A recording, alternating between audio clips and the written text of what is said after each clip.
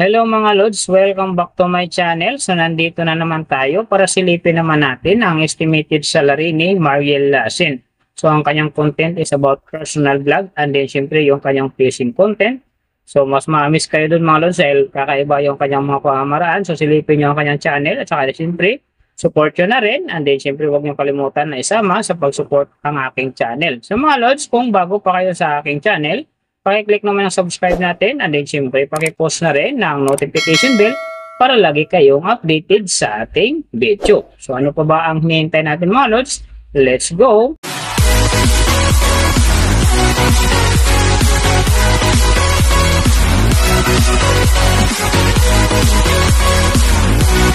So mga Lods, si Mariel Lasin sa ngayon mayroon ng upload videos na 227.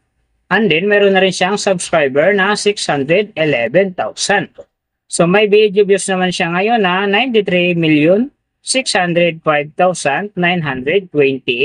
And then, yung kanyang country is EU. So, yung channel type naman niya is people.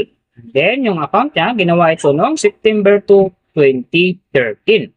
So, doon naman sa kanyang total grade, nakakuha siya ng letter B. And then sa kanyang social blade rank naman nasa 50,171. So doon naman sa kanyang subscriber rank nasa 1,695. And then sa kanyang video views rank naman nasa 182,407. So doon naman sa kanyang country rank nasa 413. And then sa kanyang people rank naman nasa 1,269. So nakita na natin yung kanyang ranking. Silipin naman natin yung kanyang last 30 days na subscriber. So nakakuha siya dito ng 36K. Ang kinaganda lang dito mga Lods kasi ang kanyang percentage ay umangat ng 19.4%. Na ang ibig sabihin nun, mas maganda ang pasok ng kanyang subscriber ngayon kung i-compare natin sa nakaraan niyang buwan.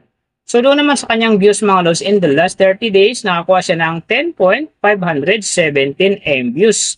So maganda rin ang kinalabasan kasi ang kanyang percentage naman dito ay umangat ng 20.7%. Nang ibig sabihin naman nun, mas maganda naman ang pasok ng kanyang views sa ngayon kung i-compare natin sa nakaraan niyang buwan. So nakita na natin yung kanyang ranking, last 30 days subscriber, and then yung kanyang views. Silipin naman natin yung kanyang daily summary from subscriber, views, and then yung kanyang earning. So sa kanyang subscriber mga Lods, may nakita ako dito mas marami umaangat ng tig 1K at saka yung iba may 2K. So simula noong July 14 hanggang 15, nakakuha siya ng 1K bawat araw. And then pagdating ng July 17, nakakuha naman siya ng 2K. So pagdating naman ng July 18 at saka 19, nakakuha naman siya ng 1K bawat araw. And then pagdating ng July 20, nakakuha siya ng 2K uli. So yung last na medyo maganda sa kanya dito, simula noong July 24 hanggang July 27, nakakuha siya ng 1K bawat araw. Kaya ang kanyang subscriber ngayon nasa 611,000. So doon naman sa kanyang views mga Lods, yung magaganda dito, July 15 nakakuha siya ng 347,000. And then pagdating naman dito ng July 18, nakakuha siya ng 448,000. So pagdating naman ng July 20, nakakuha siya ng 480,000. And then, pagdating dito ng July 23, nakakuha siya ng 262,000. So, yung last na medyo maganda sa kanya, yung July 27, nakakuha siya ng 581,000.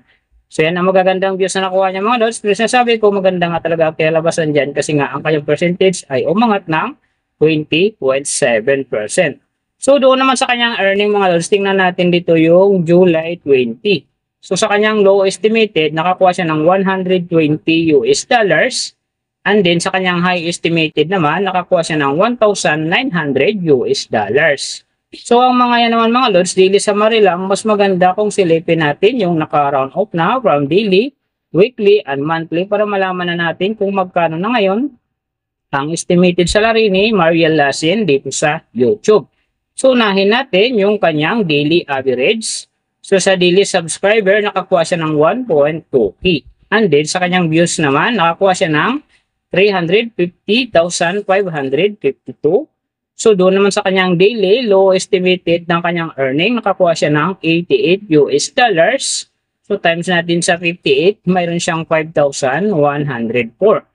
And then sa kanyang daily high estimated naman ng kanyang earning, nakakuha siya ng 1,400 US dollars. So times natin sa 58, mayroon siyang 81,200. So yan mga lods ang kanyang daily average. So pupunta naman tayo sa kanyang weekly average. So sa weekly subscriber, nakakuha siya ng 8.4K. And then sa kanyang views naman, nakakuha siya ng 2,453,864. So doon naman sa kanyang weekly low estimated ng kanyang earning, nakakuha siya ng 613 US dollars. So times natin sa 58, mayroon siyang 35,554. And then sa kanyang weekly high estimated naman ng kanyang earning, nakakuha siya ng 9,800 US dollars. So times natin sa 58, mayroon siyang 568,400. So yan naman mga lods, ang kanyang weekly average. So pupunta naman tayo sa kanyang monthly average. So sa monthly subscriber, nakakuha siya ng 36K. And then sa kanyang views naman, nakakuha siya ng 10,516,559. So doon naman sa kanyang monthly low estimated ng kanyang earning, nakakuha siya ng 2,600 US dollars. So times natin sa 58, mayroon siyang 150,800. And then sa kanyang monthly high estimated naman ng kanyang earning, nakakuha siya ng 42,100 US dollars. So times natin sa 58, mayroon siyang 2,441,800. So yan naman mga lods ang kanyang monthly average. And then yung nababanggit ko rito or nakikita nyo is pawang estimated lamang yan. Nakabis lang tayo sa Social Blade website.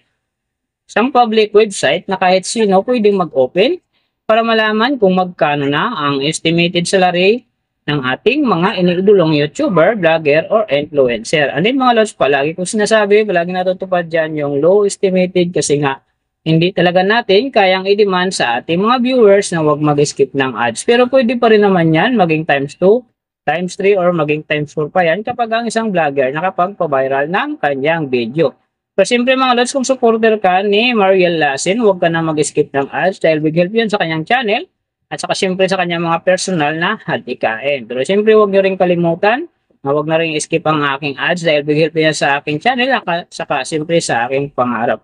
So mga lods, kung nagustuhan nyo ang video na to, pakiclick naman ang subscribe natin and then siyempre pakipost na rin ng notification bell para lagi kayong updated sa ating video. So big thank you sa lahat ng mga sumusuporta sa aking channel at saka magsusupport pa lang. Ingat kayo palagi and God bless at sana gabayan kayo palagi ng Panginoon sa ginagawa nyo rin araw-araw at magtagumpay din kayo sa inyong mga pangarap. So hanggang dito na lang. See you on my next video.